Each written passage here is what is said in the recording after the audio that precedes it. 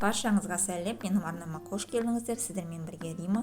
Бүгін біз осындай түрлі кептірілген жемістермен қосылған каркаде компотын дайындайтын боламыз. Өте пайдалы әрі жазғы күнде шөлді басатын керемет компот.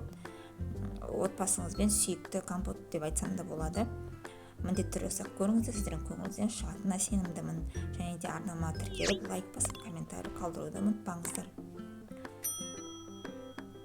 Бізге керегі мұнда әртүрлі кептірген жемістер, алма, өрік, осындай ассорти түрінде болады. Дайын мен сонда сатып алдым қолдануға. Және де каркаде чайы, осындай, қант. Мен осындай үлкен көп мөлшерде жасайтын боламын. Осындай үлкен кастрюльмен суды қайнаған деп атқанға дейін қойып қоямыз. Үстіне бағанағыдай жақсылап жуып алған жемістерімізді барлығын салып алатын боламыз. Көп мөлшерде жасап қойсаңыздар 2-3 күнге салқындатып іше берсеңіздер болады.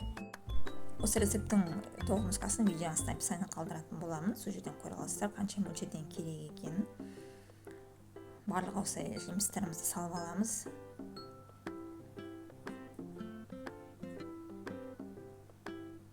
Және де каркаде шайымызды саламыз.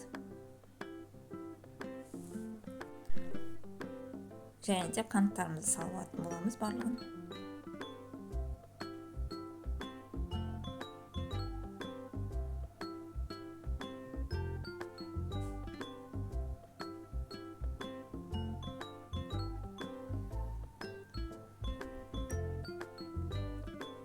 Барлығын жақсылап салып, енді араластырып аламыз қантымызды. Енді осы компотымыз қайнап піскенше дейін күтеміз.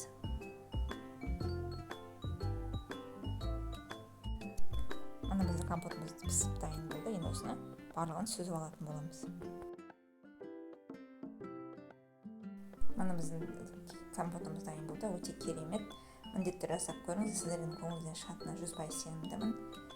Арнама тіркеліп, лайк басып, комментарий қалдыруды ұмытпаңыздар. Және де поделиться батырмасын басып, достарыңызбен бөлісіп қойсаңыздар болады. Келесі видеода кездескенше баршаңызға да рахмет.